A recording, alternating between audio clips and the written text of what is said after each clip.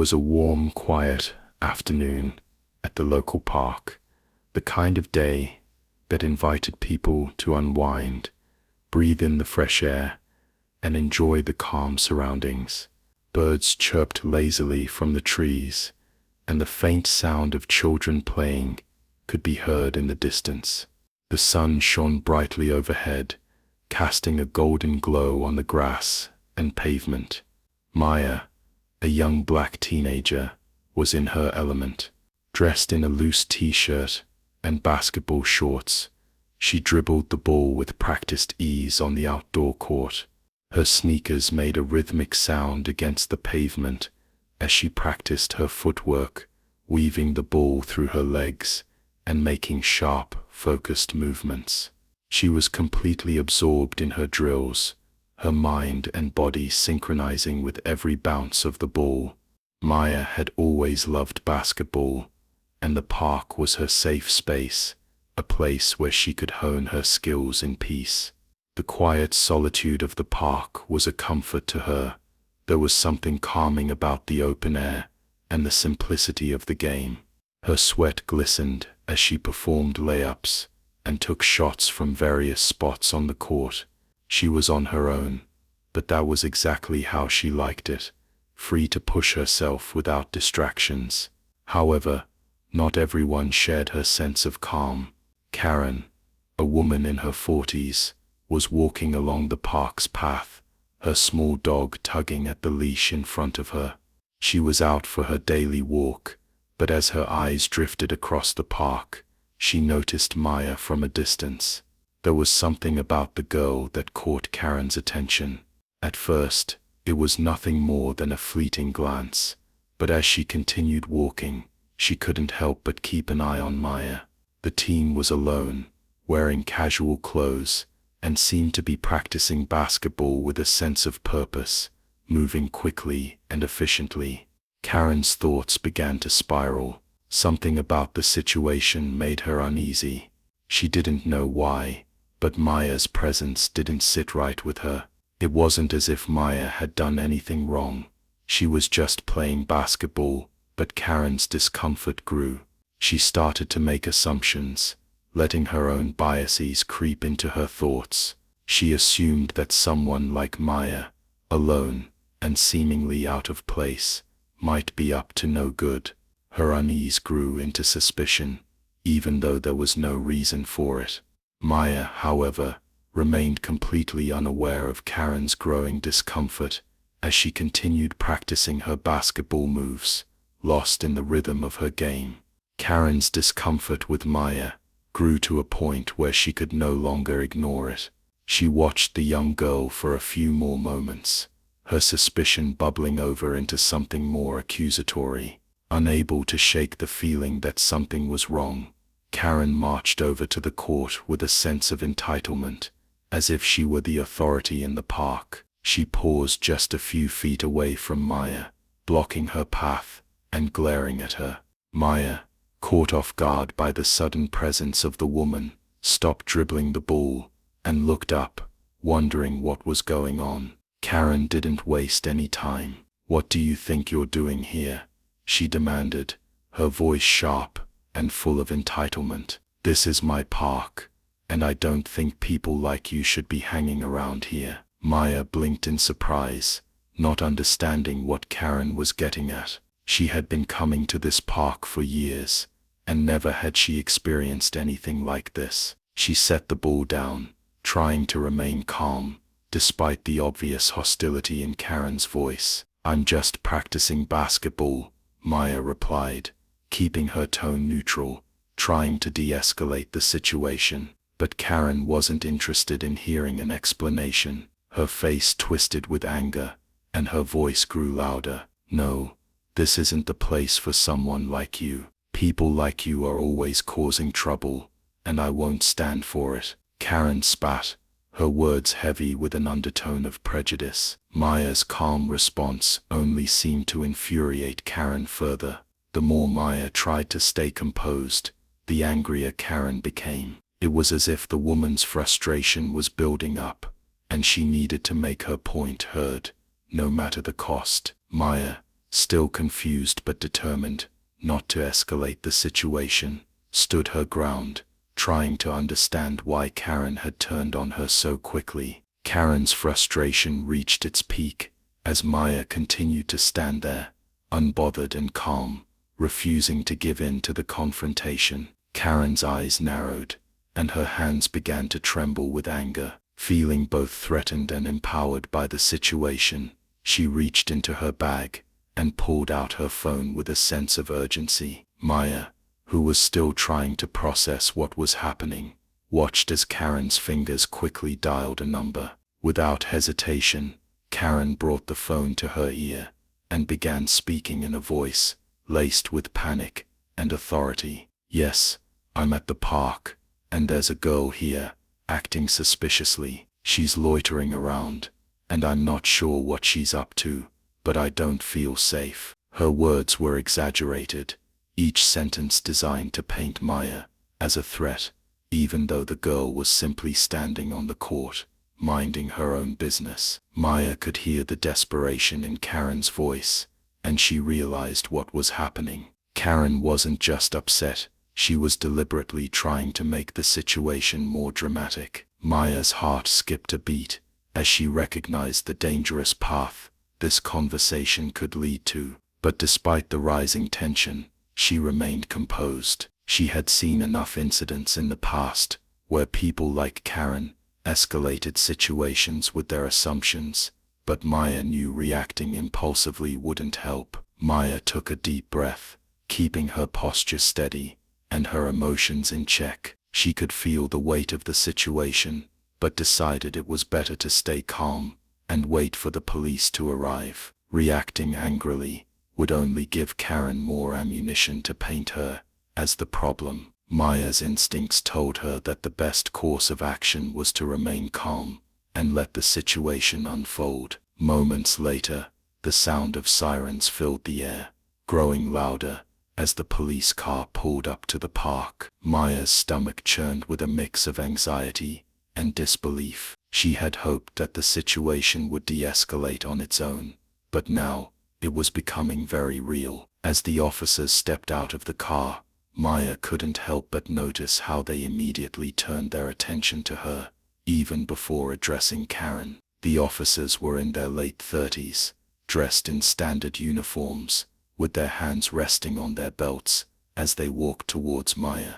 Karen, still standing by the edge of the court, looked up at them with a self-satisfied smile, as if her suspicions had been validated. Maya stood there, trying to remain calm, but she felt a rush of unease. One of the officers, a man with a stern expression, looked at Maya and asked in a no-nonsense tone, "Can I see your ID?" The question caught Maya off guard, as she hadn't done anything wrong. She reached into her bag slowly, not wanting to escalate the situation further, and handed them her ID. The officer's eyes scanned the card, but his face remained unreadable. "What exactly are you doing here?"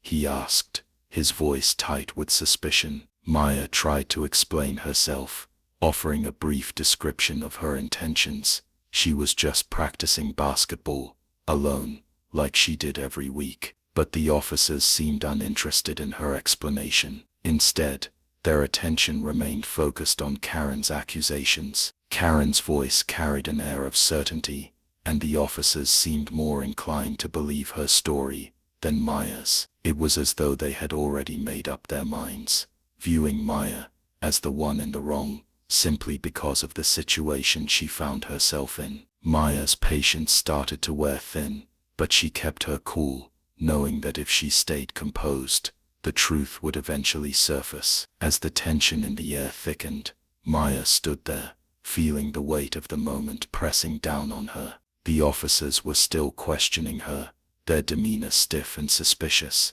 as if they were waiting for her to slip up. Karen stood nearby, her smug expression showing no signs of remorse, convinced that she had been right all along. Maya felt a knot tightening in her chest, but she remained calm, refusing to let the situation control her. Then, just as things were starting to feel overwhelming, Maya's phone buzzed in her pocket. She glanced down and saw the name Mom flashing on the screen. A wave of relief washed over her, but also a sense of urgency. She knew her mother, the mayor, would be able to help, but she also knew that this moment was a turning point. Without hesitation, Maya answered the call. "Hey Mom," Maya said, trying to keep her voice steady, despite the tension surrounding her. "Maya, are you okay? I just got a call from your father." "What's going on?" her mother's voice asked, filled with concern. Maya glanced at the officers before responding. "I'm at the park, Mom. There's a woman here who called the police on me, accusing me of loitering and causing trouble. They don't seem to believe me." Her mother's voice immediately shifted, now with a tone of concern mixed with authority.